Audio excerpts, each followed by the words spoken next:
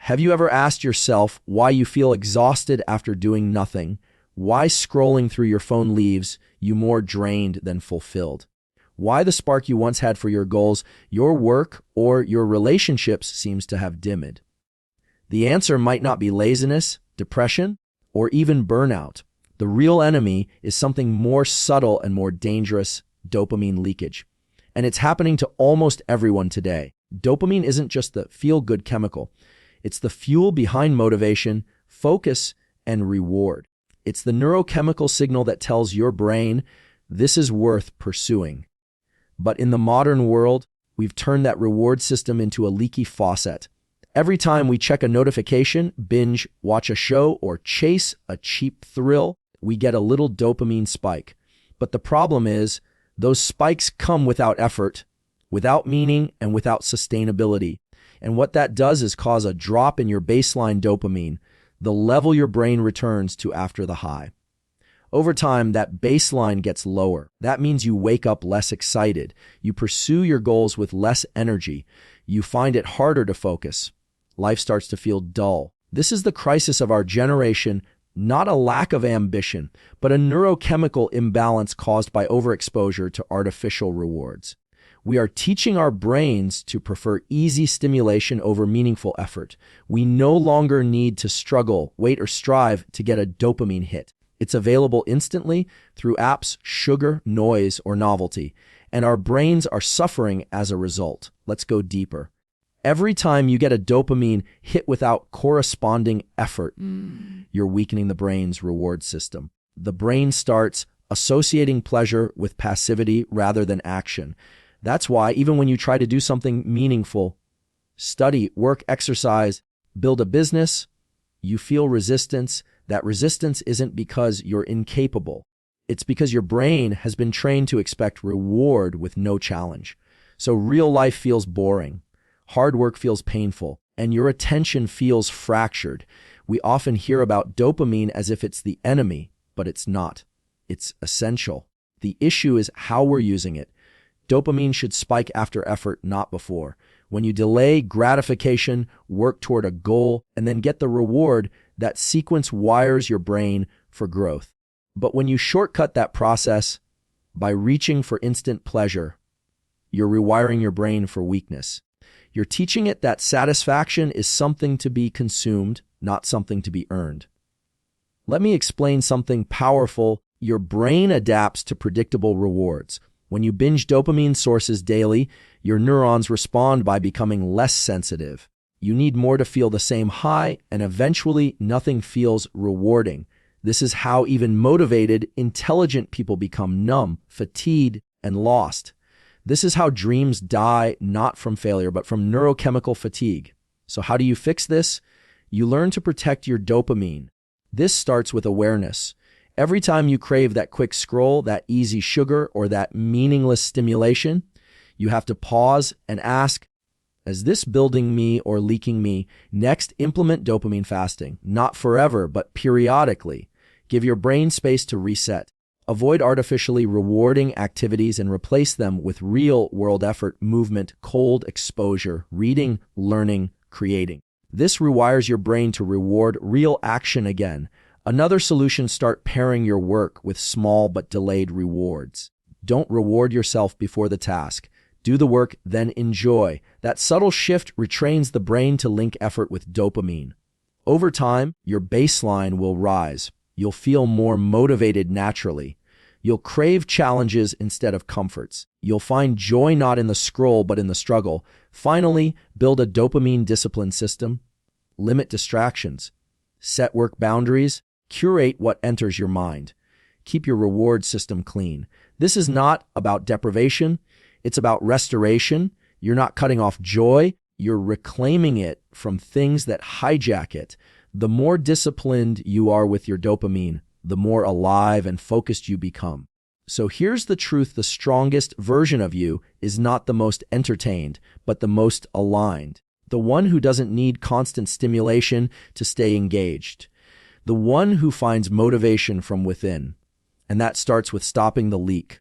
If you want your life to mean something, your brain must learn to find value in effort again. Motivation doesn't come from wishing, it comes from managing your biology. Stop leaking dopamine on things that don't matter. Reclaim your energy, rebuild your focus. Your future depends on what you do with your attention today. And the first step is this: protect your dopamine like your life depends on it, because it does. In today's world, most people don't realize they're living under the control of invisible loops, micro habits that seem harmless but hijack the brain's reward system in dangerous ways. These habits start small: checking your phone the moment you wake up, watching short-form videos during every free minute, opening social media without any purpose, snacking when you're bored, switching tasks every 5 minutes while you work. Each of these actions produces a minor but rapid spike in dopamine. And because dopamine is the brain's signal for "this is worth repeating," your mind quickly creates a feedback loop. It begins to crave these micro rewards not because they are meaningful, but simply because they are easy.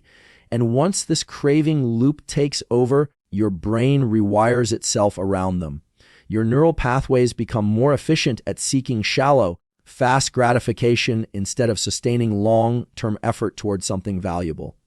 The result is that the harder things in life, studying, building a business, learning a skill, reading deeply, start to feel exhausting or uninteresting. Not because they are inherently boring, but because your brain has been trained to reject effort and crave ease. This rewiring process doesn't just change your attention span, it reshapes your identity. You begin to see yourself as someone who is just not disciplined, someone who can't focus, someone who gets bored too easily. But the truth is, your biology has been hijacked by repetition. The mind is plastic; it adapts to whatever it is exposed to the most. If you feed it short-term pleasure, it will become dependent on it. These mindless habits don't just damage your focus, they also dilute your sense of reward. They teach your brain to chase dopamine without any corresponding growth. Over time, you stop getting satisfaction from accomplishments because your brain has become numb to progress that takes time. You might sit down to do something important and find yourself distracted within moments, not because the task is unworthy, but because your reward system no longer recognizes the value of delayed gratification. Even worse, these hijacked habits operate beneath conscious awareness. You open your phone without knowing why. You refresh a page you just looked at. You click on content you didn't search for. Each of these is a hijack. And the more often they happen, the more the brain automates the process, removing your ability to intervene. It's not about willpower. It's about pattern recognition and interruption. If you don't interrupt these loops, they become your default state. Your mind becomes trained to avoid depth and chase noise. And before long, you've built a life around avoidance and called it normal. The tragedy is not just the time lost, but the identity sacrificed in the process. You're capable of deep focus, long-term goals, and disciplined action.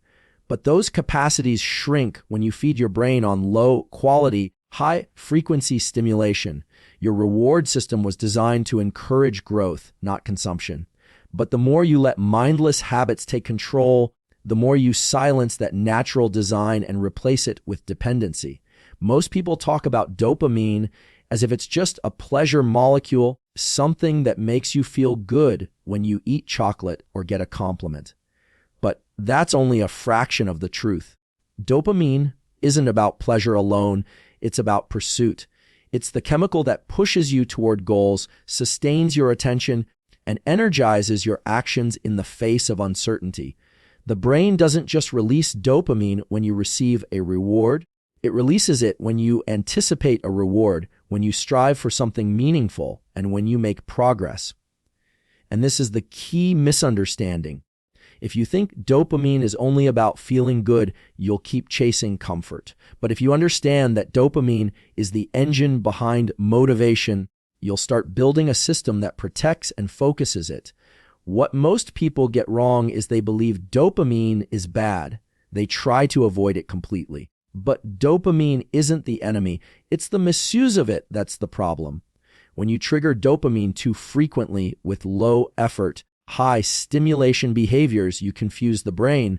you reward it for doing nothing. And that's where dysfunction begins. You begin to crave more stimulation, but feel less satisfied by it. Your baseline dopamine, the resting level of motivation and focus, drops.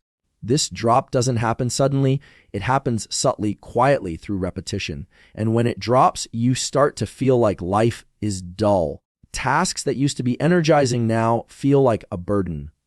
You tell yourself you've lost your drive, but the truth is your brain is conserving resources because its reward prediction system is broken. It no longer believes effort equals reward. Another common mistake is believing that more dopamine equals better performance. In reality, too much dopamine released too quickly causes desensitization. Your dopamine receptors downregulate, meaning they become less responsive. So the more you overstimulate them, the more numb you become to natural rewards. What used to feel exciting, a workout, a good book, a conversation, now feels neutral or flat. This desensitization process can even lead to depression-like symptoms, not because life has lost meaning, but because your brain can no longer recognize meaning as rewarding. That's why managing the frequency and timing of dopamine spikes is critical. Ideally, you want your dopamine to be released in alignment with meaningful progress, not passive consumption. For example, when you delay a reward until after a challenging task, your brain connects effort with satisfaction. This builds motivation over time.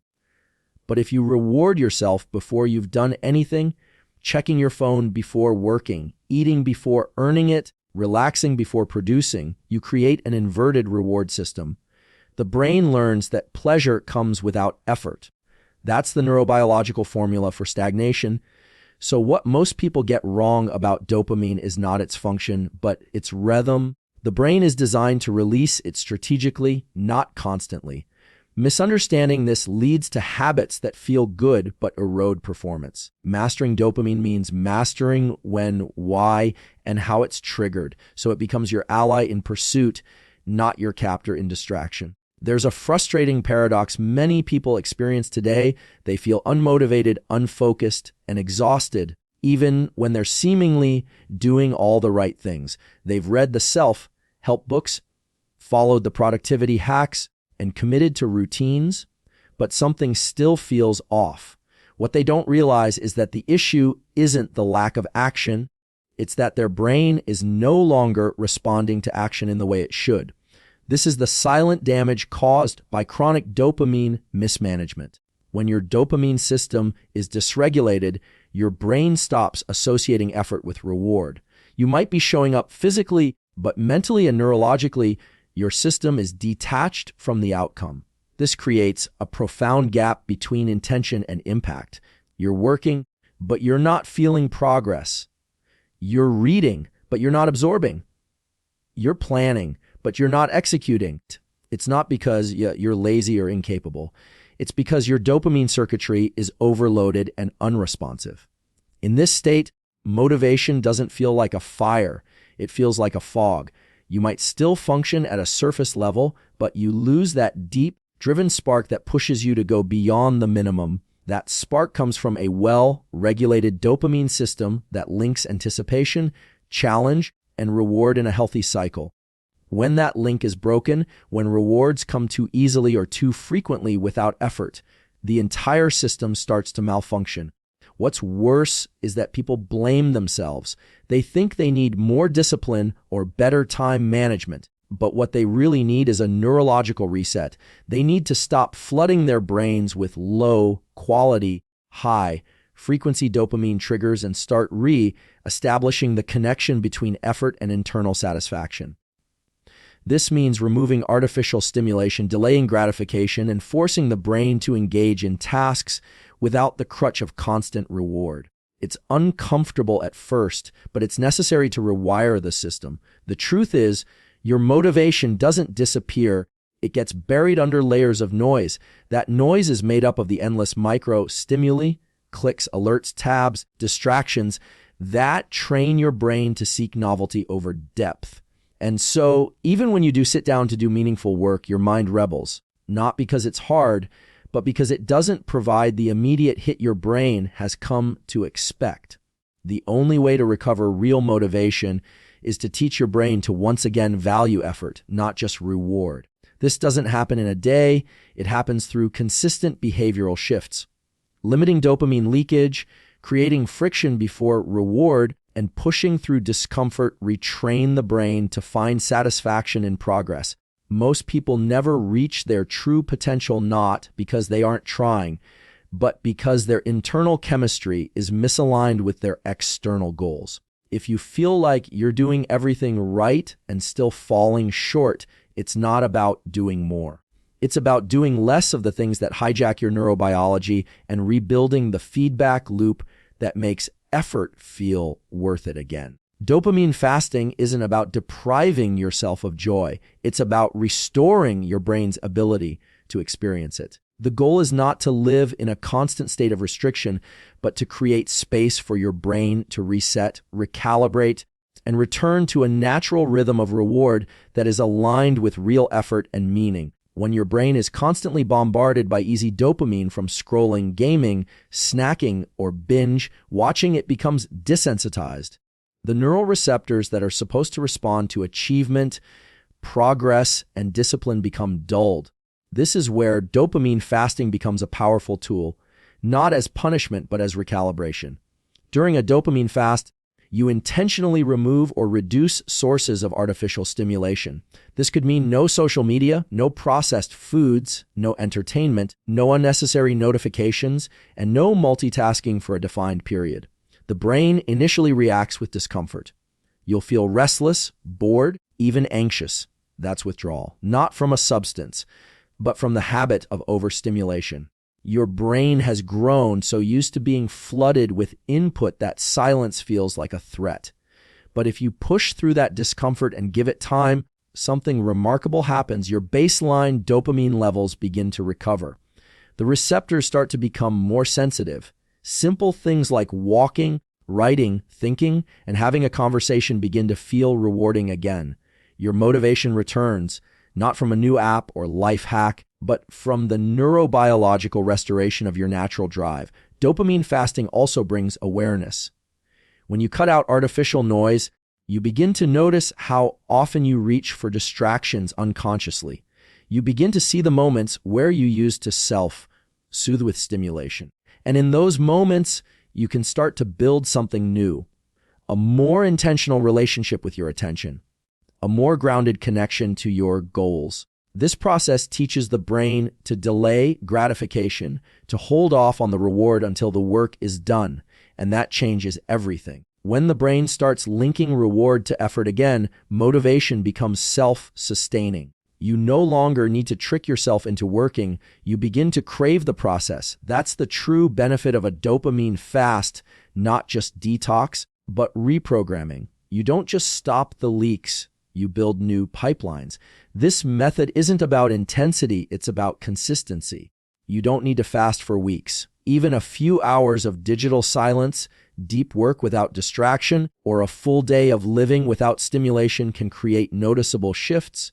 The goal is to create contrast, to remind your brain what real reward feels like. Over time, you'll find yourself more present, more focused, and more energized. You'll begin to enjoy what once felt boring. You'll start to feel alive in the quiet again. And that is when the transformation happens. The world no longer pulls your attention by default. You choose where to put it.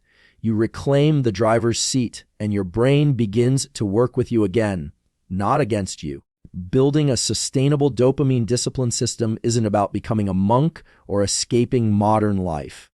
It's about learning to control your internal chemistry in a world that is constantly trying to control it for you. The system begins with one critical realization: your brain follows patterns, not intentions. If your patterns reward distraction, comfort, and immediacy, then no matter how big your goals are, your behavior will default to the path of least resistance. To reverse this, you must construct habits that teach your brain to value effort and delay. The foundation of a sustainable dopamine system is structure. You create time blocks where you protect your attention, not just from others, but from yourself. You wake up and avoid immediate stimulation, not because it's wrong, but because it weakens your capacity for focus. You resist checking your phone first thing in the morning. You avoid feeding the brain with easy hits before it has earned them. This strengthens your baseline dopamine, and gradually your natural motivation begins to return. Next is friction. You intentionally insert small challenges between you and the things that give you cheap pleasure.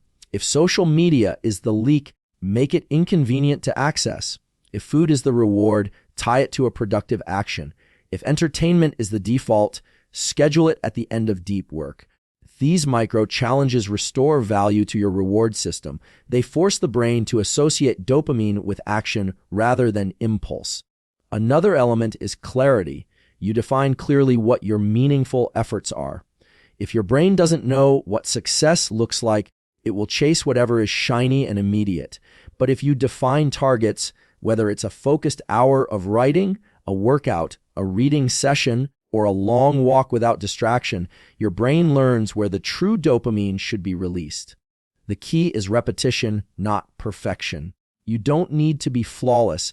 You just need to train your brain over and over to link reward with real progress. That means rewarding yourself only after meaningful effort. Over time, this becomes automatic. Your body starts craving effort, not escape. Your energy rises in proportion to the discipline you've built. To make this system sustainable, you must also respect cycles. Your brain isn't designed to be in high gear all the time. Build in rest, silence, and reflection, not as a break from discipline, but as a part of it. Rest becomes meaningful when it follows true effort. You begin to enjoy recovery because it feels earned, not stolen. Finally, build a dopamine environment. Surround yourself with fewer distractions. Curate your digital and physical space. What you see, hear, and engage with becomes the input your brain uses to determine what matters. The more you simplify, the more your brain stabilizes. And the more you stabilize, the more powerfully your dopamine works for you. A sustainable dopamine discipline system isn't rigid, it's intelligent. It evolves as you evolve. And the more consistently you practice it, the more your brain aligns with the person you are becoming. The final step to mastering your dopamine is learning how to make it work for you, not against you, every single day. This isn't about hacks or sudden bursts of motivation. It's about building a daily system that disciplines your dopamine naturally, intentionally, and sustainably. If your days are built around randomness, your dopamine will reflect that chaos. But if you build routines with rhythm and purpose, your brain begins to stabilize, your focus strengthens, and your energy becomes self-renewing. The most powerful people in the world are not those who never get distracted. They are the ones who've built environments and patterns that pull them back to focus automatically. And that kind of control doesn't come from willpower. It comes from design. You design your time. You design your inputs. You design your relationship with reward. You begin by identifying your most dopamine-sensitive behaviors, the ones that give you the quickest high with the lowest effort. These are often the exact leaks you need to seal. For some, it's phone addiction. For others, it's compulsive eating, tab, switching, multitasking, background noise, or chasing digital notifications. The more frequent and passive the behavior, the more likely it's leaking your drive. Once you've identified your leaks, you create rules, not to punish yourself, but to rewire your reward system. These rules can be as simple as no dopamine before noon, where you avoid all high stimulation input in the early hours, or work first, dopamine later, where every indulgence must be preceded by intentional effort. This is not restriction, this is teaching your brain to respect itself. The results are subtle at first, more presence, more clarity, less internal noise. But over time, you'll notice bigger shifts. Your ability to delay gratification improves. Your tolerance for boredom grows. You begin to enjoy silence. Your mind stops rushing to the next hit and starts sinking deeper into what matters now. Another part of building this system is leveraging natural dopamine triggers, movement, breath work, cold exposure, sunlight, deep focus, sleep quality, and learning new things. These activities release dopamine in healthy, measured ways. And because they are tied to real growth, they don't cause the crash that artificial stimuli do. Instead, they replenish your brain. They help you build what's known as a resilient reward circuit, one that stays strong under pressure and doesn't need external stimulation to stay motivated. With this new internal structure, even on tough days, your brain has enough drive to keep moving forward. You stop relying on hype and start trusting consistency. You start waking up with energy because your brain isn't burned out from yesterday's noise. This is how you shift from being a dopamine consumer to a dopamine commander. The external world will always try to hijack your attention, your motivation, your time. But once you build a system that protects and channels your dopamine, you stop reacting and start directing. And that's when you realize the truth discipline is not a burden on your freedom. It's the gateway to your highest potential.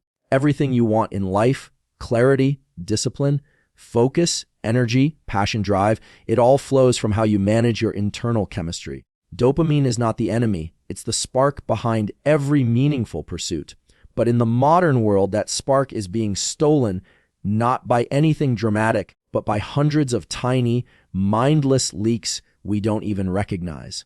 When you leak dopamine through endless scrolling, constant stimulation, and reward without effort, you don't just lose focus. You lose identity.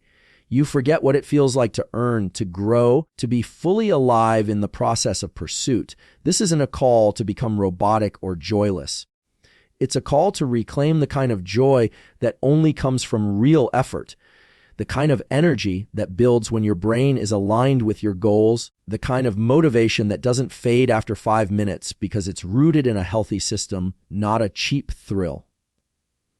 The path forward isn't easy, but it is clear. You must protect your dopamine. You must train it, discipline it, and build your life around patterns that reward depth over noise. When you stop leaking dopamine, you stop chasing distractions and start chasing purpose. You start waking up with direction. You start feeling the fire return to your mind, your work, and your relationships. So today, let this be your reset.